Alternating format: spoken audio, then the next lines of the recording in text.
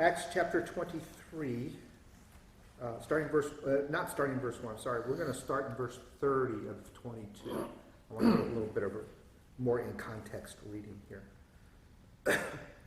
But on the next day, wishing to know for certain why he had been accused by the Jews, he released him and ordered the chief priest and all the council to assemble, and brought Paul down and set him before them. And Paul, looking intently at the council, said, Brethren, I have lived my life with a perfectly good conscience before God up to this day. And the high priest, Ananias, commanded those standing beside him to strike him on the mouth. Then Paul said to him, God is going to strike you, you whitewashed walls. And do you sit to try me according to the law, and in violation of the law ordered me to be struck? But the bystander said, Do you revile God's high priest? And Paul said, I was not aware, brethren, that he was high priest, for it is written, You shall not speak evil of a ruler of your people. But perceiving that one part were Sadducees and the other Pharisees, Paul began crying out to the council, Brethren, I am a Pharisee, a son of Pharisees. I am on trial for the hope and resurrection of the dead. I'll stop there. I think anything else will overload it. Okay. So as a running start, we are just coming off of yet another riot. And the commander had, wanted to know what's going on. Why are you doing, all this rioting and stuff? They just find out, because they were going to find out from Paul by scourging him, to get the truth of the matter. Because when you scourge someone, you get the truth of the matter right there. And Paul comes back with his, I don't know if it's a strategic thing or not. And you can look back in the line of history and wonder, was that really the best thing for Paul to have done? I don't know. I'm just saying that when you look back in time, this was the moment that things started going a different direction from this point on, particularly about Rome. But anyways, he says, hey, is it legal for you to be, scourging a Roman citizen? And that's when they all stopped. Guards dropped their hands and let go of him immediately. And then the commander wanted to know, why are you guys making me do this to this Roman citizen? And so he's demanding that that he gets the answer here. So that's what 30 is all about. And why I think the chapter division is in error. Because I really think the chapter should have stopped at 29 and he picked it up in 30, but that's just, maybe one day when I write the Howard Bible, we'll get that all straightened out or something. Either way. So this is the commander wishing to know for certain. This is without a doubt. Why would he want to know for certain why he had been accused, why Paul had been accused of the Jews? What's the certainty here that he's seeking? Technicality of the law, or to be sure he's right. Absolutely. He needed to really find out if it was really a crime worthy of execution. I mean, he really, really, really needs to know that. We probably have this vision of what the Roman citizens, or what Rome looked like and operated. But it was a very, very efficient government, well run. Almost all of our legal system we get today, and everything that is based on the Roman systems. You would be amazed how much tie-in for Rome there is for the United States, how much we tie that in together. And why that's so amazing is because the rest of the world wasn't like that. It was ruled by a king. I know you got Roman Caesar, but you had these kings that had no real voting power. I mean, they weren't voted in, nothing. It was just, whoever was the strongest and the mightiest is what ruled the day. So this system of government is completely different. I just want to underscore how important the Roman law was and prevalent throughout that whole area. It was about the Roman law. What seems interesting here, Howard, is you've got the Romans here, and they've got Paul, and they want to interrogate him, and Paul says, I'm a citizen. You can't really do this to me. So it appears in verse 30, what he does is this Roman commander of whoever he is he orders the chief priest and the council to assemble. Yes. So he basically forces them to assemble because he knows they can interrogate him better than he can. They know all the laws, and so he can know for sure exactly Right. what he's being accused of. Take note of where the assembly is happening. Normally, the Sanhedrin would meet in their council, Right. their location. This is still in the Yep. the barracks area. Yeah, I forget what they called it. There's a fancy name for it. But they were caused to assemble in their area. Yep. Okay. Yeah, that's interesting.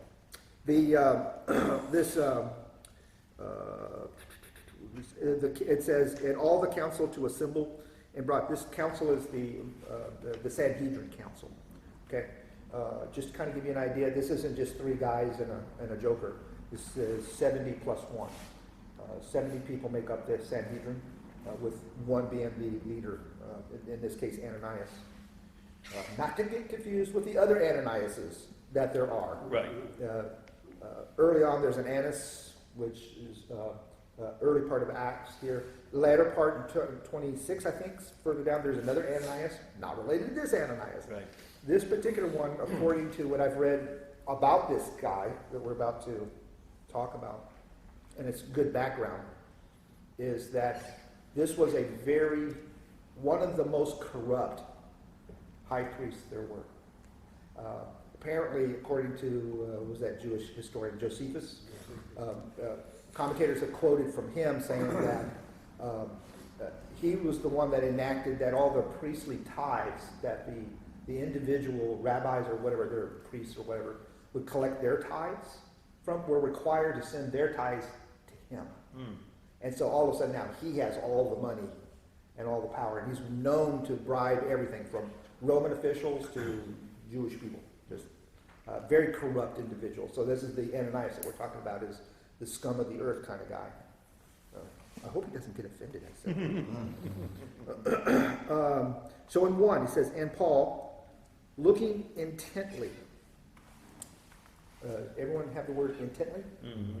Mine's got earnestly. Earnestly.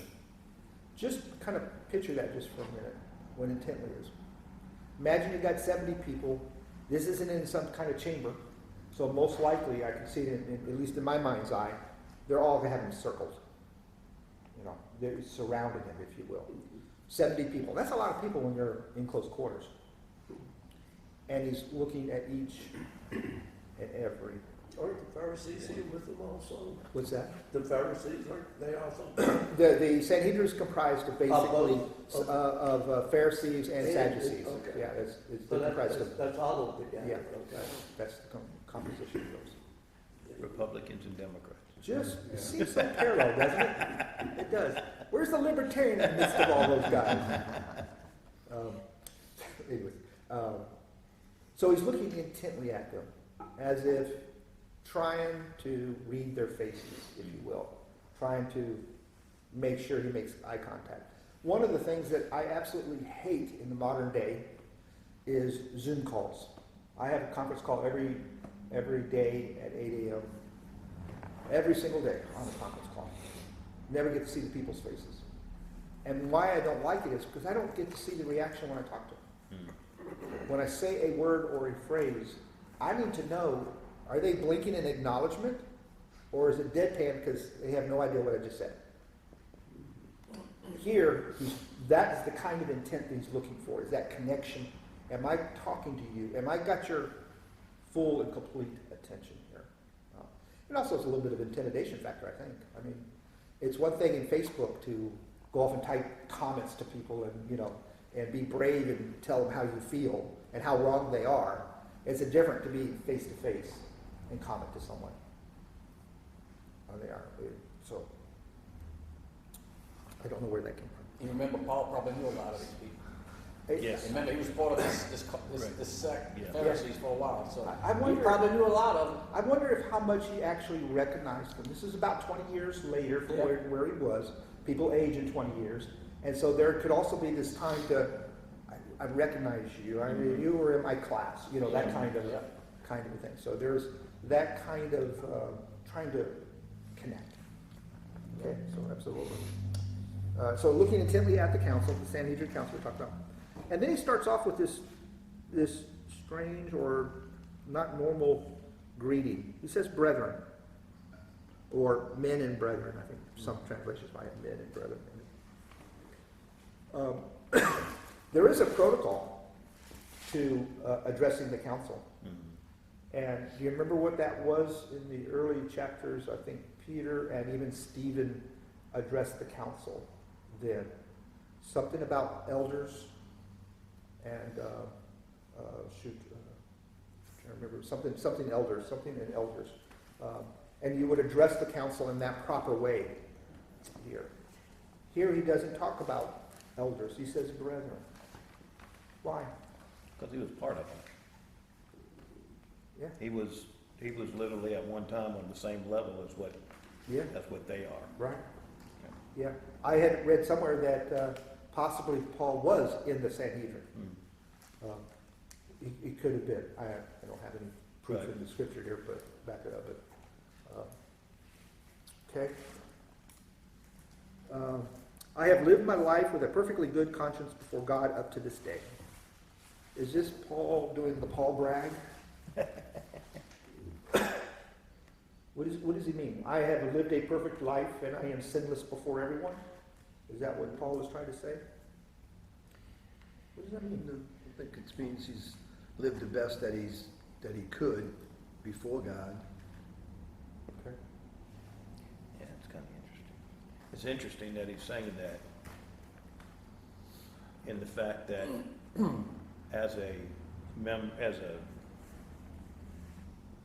former, when he was part of them, he was living what believers would say is contrary.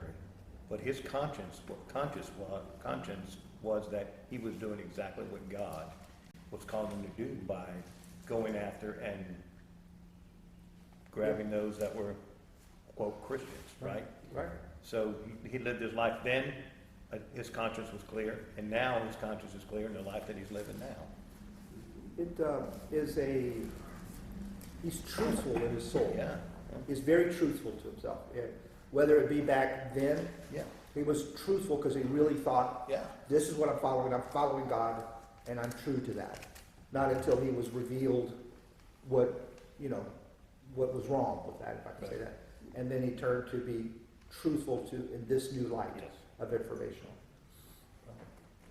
It's one thing to change your life perspective. What am I trying to say? As opposed to those that know what's right and don't do what's right. And they continue in a political party or an organization even though they know that organization is corrupt. Even though they know that it is not a truthful organization. I'll leave the names on name there. Yeah, you can do some in ignorance. That's what Paul said about before he became to believe. Yeah. I was ignorant to the truth. of the truth. Right. But stupidity is when you continue to do Mhm. something and you know what's right and what's Mhm. wrong. Yeah. And that's, I think, in Galatians, he addresses that Yeah. again. And that's what he's telling me. I was out of ignorant. Mhm. I did this. Yeah. But I have no excuse anymore. Right. He talks about his conscience in other places in Corinthians about Yeah. that his conscience is clear. Yeah. After killing Christians. Right. Think about that for a Yes. second. Yeah. Yeah. But my conscience is clear. You want forgiveness? Think about Paul for a second. Every time you think you can't, you haven't received God's grace and forgiveness, think about Paul. I stand with a clear conscience because what I did Right. prior is not who I am Right. now. Right. I mean, that's the message that we're losing today. Right. Yeah. And so this verse here, this phrase is not about I was a sinless man, ha ha ha. That's right. That kind of thing. Well, that's what Romans, again, that's what he says through my weakness. I see God's strength. Yeah. Yeah. That's what he's talking Oh, about. it's Look, great, look yeah. what I did. But look, that's grace. And acknowledging grace. I think. Amen. Yeah. Amen. So we get all to this point here, and there's a theme that I wanted to kind of touch base a little bit about the theme of Acts. Now, most of Acts has been always about what I would call from Jerusalem to Rome. Everything about Acts seems to be about going from Jerusalem to Rome. Seems to be the whole storyline that goes on here. But we see inside of the book of Acts, we don't see a whole lot of doctrine compared to like the doctrine that we see in Galatians and the other epistles and stuff like that. A lot of doctrine. There's not a whole lot of doctrine that's in the book of A lot Acts. of history. A lot of history, a lot of action that is going on here. But one of the themes, or kind of a doctrine that's not stated kind of thing, is the word I would like to use called providence. It's God's providence and all these things. And it came about on this day, such and such happened. Or I met this guy, like that. And we all have this providence. If you look back in your life now and ask, how did I get here today? Was it because those decisions or that person that I bumped into 5 years ago, 2 years ago? It wasn't a miracle. You might think it is a miracle, but really a miracle is overriding natural law, right? Walking on water is a miracle, right? This is God's providence. If you think about where you've been in your life, why I'm here in Mandeville is God's providence. It wasn't something that Howard woke up one day and says, I think it's a great idea. Move from San Antonio, Texas to Mandeville. Let's go. That was not in my plan. No, not at all. So we all have that providence. And I think that's what you're going to start to see here is God's providence of manipulating things in a way so Paul's going to get to Rome. I think we saw that a little bit in the historical when we talked about the Spirit would not allow me to go into these areas. So we saw a little bit about that in his journeys. But now I think you're right. I think we're about to see a lot more in his personal desire to go to Rome. Right. Yeah. And the funny thing is, early on, Paul kept saying, I want to go to Jerusalem. I want to go to Jerusalem. I know, the Holy Spirit's been telling me you're going to get whooped up on and all this stuff. I want to go to Jerusalem. Right. I want to go to Jerusalem. So it's kind of funny that he works all that in and God just said, okay, fine. But you do know you're going to be in suffering. And Paul wasn't saying, I'm afraid of the suffering, right? I mean, he said very clearly, I'm going to go because I really want to go. I want to be with my people. And then, I think sometimes we lose sight of why he wanted to go to Jerusalem so bad. You got to remember, Paul was a Jew. Yeah. He wanted went to be with his peeps. for the feast. Yeah. He still wanted to be there for it. He observed the holidays per se, not for doctrine of salvation. Right. But that was his tradition. Yeah. If you notice, every time he went back to Jerusalem, what was it for? Either a meeting with the head guys about his doctrine, Yeah. or the feast. Well, and Passover was one of the feasts that they were commanded. That's they right. Had to go Yeah, to. a good Jew would, yes. That's right. Yeah. Yeah, So it was sometimes we lose Yeah. fact, we lose sight of that when we read this. Well, Paul, why don't you go to Jerusalem so bad? Well, there's several reasons why. Right. And that's also part of that good conscience Yeah. here. And so in verse 2,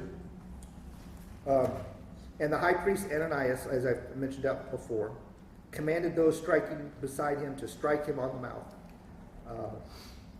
Why would Ananias do that? I was just going to ask that. He's just that kind of a guy.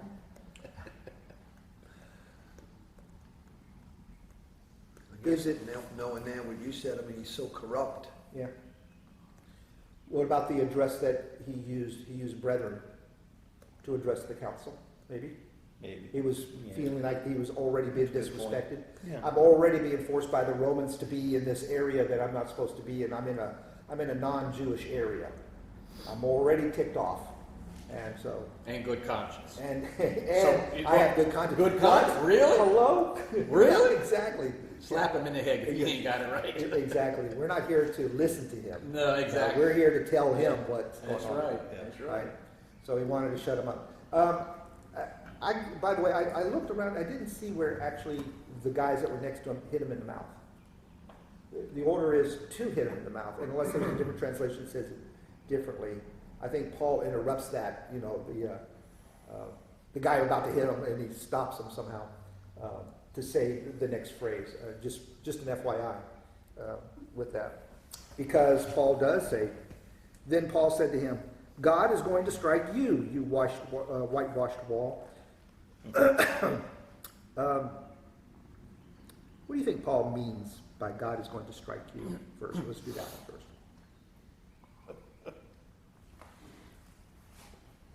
I think it's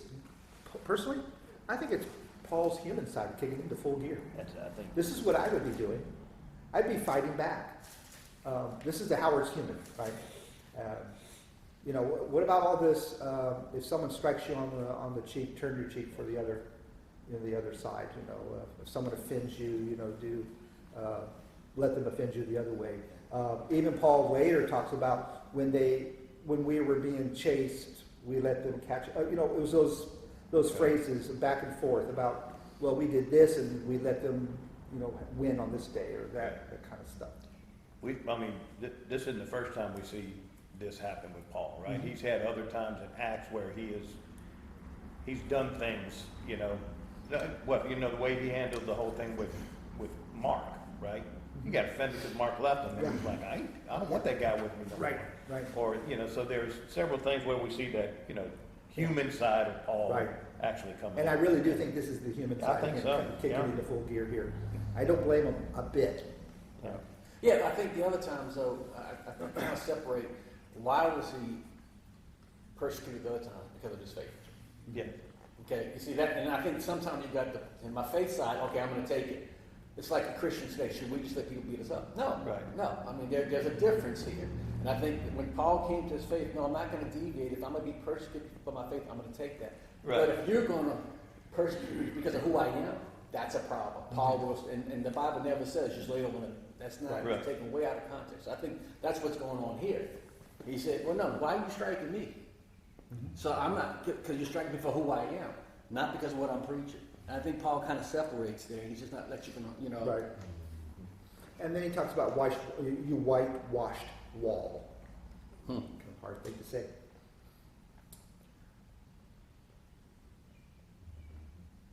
What is that? It's a whitewashed wall. I know very little. Looks good on the outside. It looks good on the inside does not mean that's what is it, a really good, strong wall, wall for defense, right? For protection. But this is just cleaned Jesus. up. Jesus. The wall's dirty, but I'm gonna whitewash it to make it look clean. That's Right. right. Yeah. Like Jesus talked about the cup being clean on the The outside outside, and dirty on corrupt the inside, corrupt right. on the inside, yeah. Yeah, and that's really what I think that's what he's trying to say is you guys are just a bunch of fakers, if you Right. will, Yeah. pretenders. Yeah, you're supposed to be judging me according to the law, then you're gonna break the law by striking me. Right, and that's the clarification I believe is there.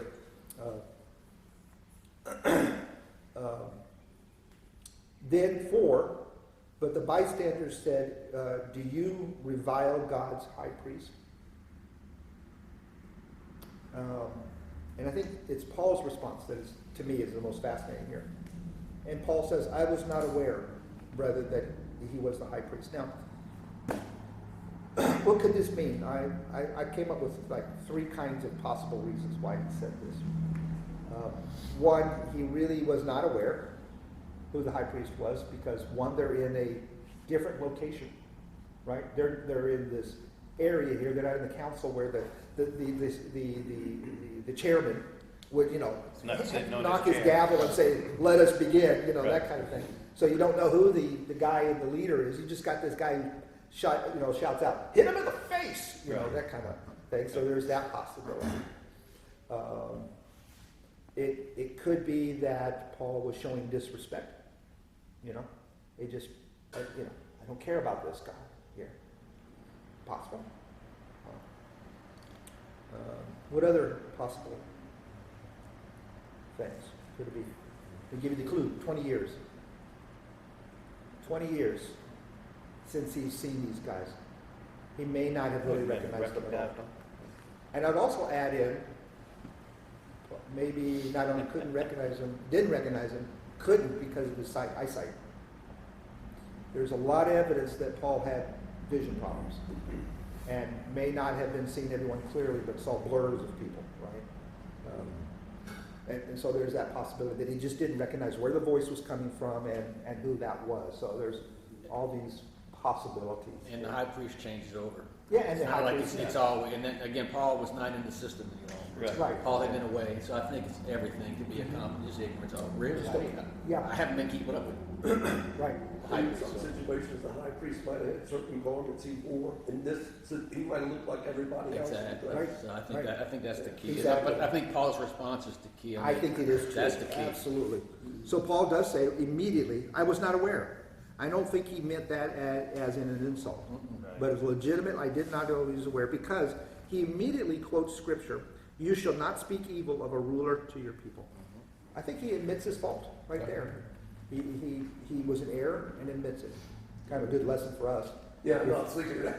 Yeah. If you make a mistake, say it right then and there. Don't let that thing fester and build up. You know, try to pretend you didn't say it or it didn't happen or whatever. Say it immediately. I know in my work life, that is something that has earned me thousands of brownie points. Is when I make a mistake, it happens, and I say it immediately. I'm on emails everywhere. Oh, it's a Howard again. I did it again. You know, that kind of stuff. And instead of trying to, you know, show I'm always perfect, right? To show I never make the mistakes here. But Good for your kids to to it. see that too, because that's how you raise them to. Exactly. And it is also a lesson to us about following the law and the rulers. You may not agree with the man. The man may have been an awful, awful guy, but he's in position that God placed him in, whether by providence or by whatever. And so we must respect that position, if nothing else. Yep. I think there's another lesson for us in that. Yep. I hate that Authority. as a libertarian. I hate that, but it is true. It is true. Yeah. It's interesting when Mike, also when Mike Johnson, the guy that's the Speaker of the House right now, when he first took over, and if you saw his opening speech, he reminded them that God has put each one of you, even the Democrats, put you in that position. Right. It's God that has raised you up to the position that you're in. Right. You know, and you need to, we need to remember that. And so, you know, if they need to remember, we need to remember it exactly at the right. same time. Exactly right. Absolutely. All right. I'm going to go ahead and we'll cover 6, but we're going to stop at 6. But perceiving that one part of the Sadducees and the others Pharisees, Paul began crying out in the council, Brethren, I am a Pharisee, a son of Pharisees. I am on trial for the hope and resurrection of the dead. Now, why would Paul go with this as his opening argument? Because he He's could, stirring up, he knows he's gonna throw him into an internal fight. Yeah, Yes. yeah. He knows where the divide is at. It's still a problem. Even 20 years later, there's the Sadducees who do not believe in the resurrection and the hope of everlasting life. And then there's the Pharisees who do. right. Vehemently do. I mean, it's come to blows kind of things here. Actually, that's Paul. I mean, that's our hope. So Paul planted a seed with a grenade. I mean, that's our hope, our blessed hope that there is an everlasting life. That's right. So he's, you know, I love it. You don't really see a lot of doctrine here, but he throws a lot of doctrine. He throws a lot of doctrine out there. Yeah, absolutely. Yes. Absolutely here. And this is what then starts his road to Rome. Yep. Is this here. I think this whole section starts that real road to Rome here. Yeah, because what do you think the Roman centurion here? You see them fighting, they can't even get it Right, together. exactly. I'm not going to make a decision on this. Right. Look at these couillons. Yep. All right, we need to stop here because of time. But we'll see that Paul goes on a road trip. Road trip. Road trip. Yeah, What are you guys praying for?